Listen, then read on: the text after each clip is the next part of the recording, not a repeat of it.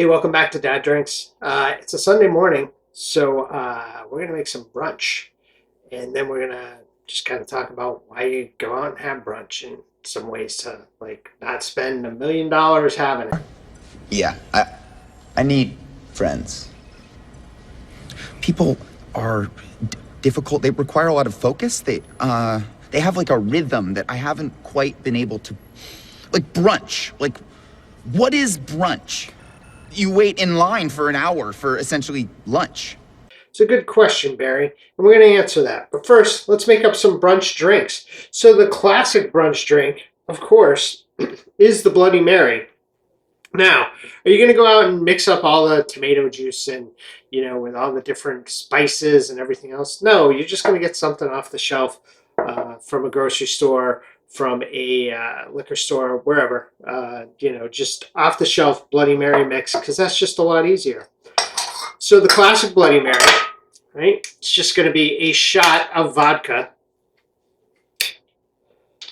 We'll throw that into a glass filled with ice.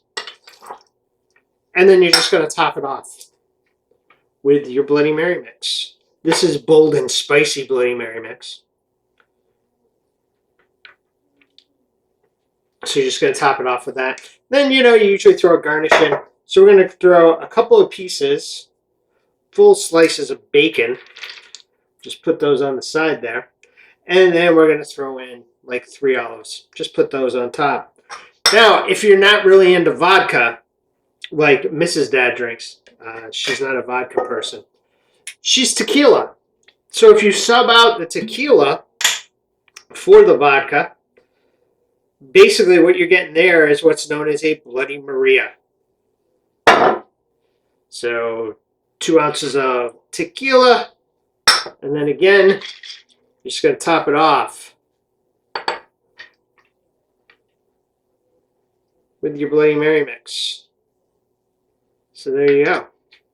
And then same garnish, a couple of pieces of bacon, and then 3 olives. Now, if you're really not into spicy, or vodka, or tequila, your other option, the big other option usually that you get, is what's known as a mimosa.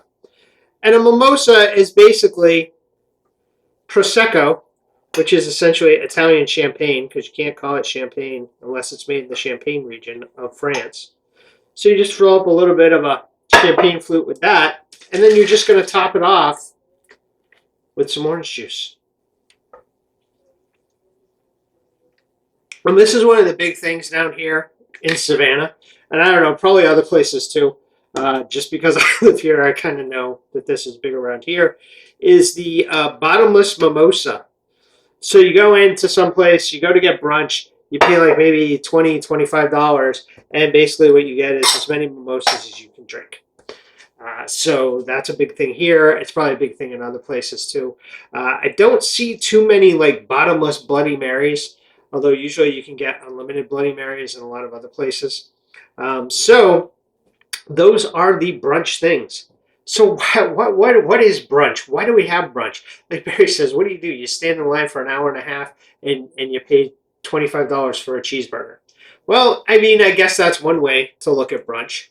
Brunch is basically, what it sounds like. It's a portmanteau. It's a combination of breakfast and lunch. And a lot of times when you go out, that's what you get on the menu. You're looking at the menu at about, 10:30, 11 o'clock in the morning after having a hard partying night the night before on a Saturday. And then you go out and you look at the menu and it's got, your typical breakfast foods. And then it's going to have things that are more lunchy. So that's kind of where it goes together. So, you could be having eggs, bacon, and hash browns. And on top of that, be having like a steak sandwich. So, that's how it falls. And it's all dependent upon what are you really looking for when you go to sit down and have your brunch. I mean, are you looking for breakfast food? Are you looking for lunch? You can kind of mix and match, have a little bit of both. One of the things big things down here in the South, of course, is chicken and waffles. So, you get a couple of chicken tenders, or you get a fried chicken breast, breaded and fried chicken breast on top of waffles, all covered in syrup. Hash House a Go-Go, which has locations in a couple of different areas. But I know one of their big areas is Vegas and casinos. They have one, or they had one. I don't know if they still do, in the casino in Connecticut at Mohegan Sun. But Hash House a Go-Go has made a living off of let's serve brunch all day long, and that's what they do. And their big thing, of course, is chicken and waffles, and it comes in this huge piece of chicken, and they basically stick like what looks like a sword, a dagger, through the thing. So that's what you're going to kind of get. Do you have to, the whole thing is, one of the things we try and do here at Dad Drinks is talk about how you can kind of maybe decrease some costs there and do some things. I think the main part of brunch is being able to go out with people that you're friends, family with, and be able to sit around and discuss and tell stories and talk about things over a very relaxed setting where, you've maybe got coffee and you've got your Bloody Mary, Bloody Maria, or you got your mimosa, and, you just have that interaction. So why do you need to go out and do that and pay, like I said, the bottomless mimosas, last time I looked here in town, like $20. Okay, is that expensive? Probably not. The mimosas probably, if you got it, separate, it's probably like $9. So you drink 3 of them, you're making your money back. And this is about the size they come in. But why do that when you could come home and just basically, get a bottle of Prosecco? I mean, this Prosecco is Kirkland, which means it came from Costco. So it wasn't that expensive, and a bottle, a much bigger bottle, like a gallon of orange juice, and you just make a pitcher of mimosas, or you just, mix them up as you go. Same thing with Bloody Marys. Bloody Mary downtown here in Savannah that's got a bunch of garnishes on it is going to run you probably about $15 to $18. Well, this bottle of Tito's was $30 all by itself, and we're putting 2 ounces in. That didn't take up too much.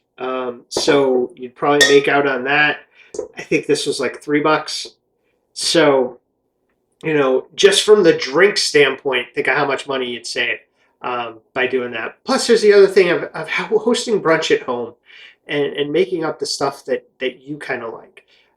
If you like eggs that are over hard, and that's how you want them, and it's difficult to get those somewhere because nobody knows how to make them that way, or you want to go out and go to the local bakery and pick up a whole bunch of different danishes and sweet treats and that kind of stuff, and just set it out on your counter like this. Why not do that? Just have everyone kind of gather around and just have some conversations and some storytelling at home. So that's my take on brunch. I hope everyone has a great week this week. And if you get a chance over the weekend, why not invite some people over and mix up some mimosas, mix up some Bloody Marys, Bloody Marias, whatever you want to do. Hey, even be Canadian and make yourself a Bloody Caesar. That's with clamato juice, which is clam and tomato juice. And just have some fun and tell some stories and just, interact with people. So from Dad Drinks, cheers. Please hit like and subscribe, and visit daddrinks.com for recipes, merchandise, and more fun stuff.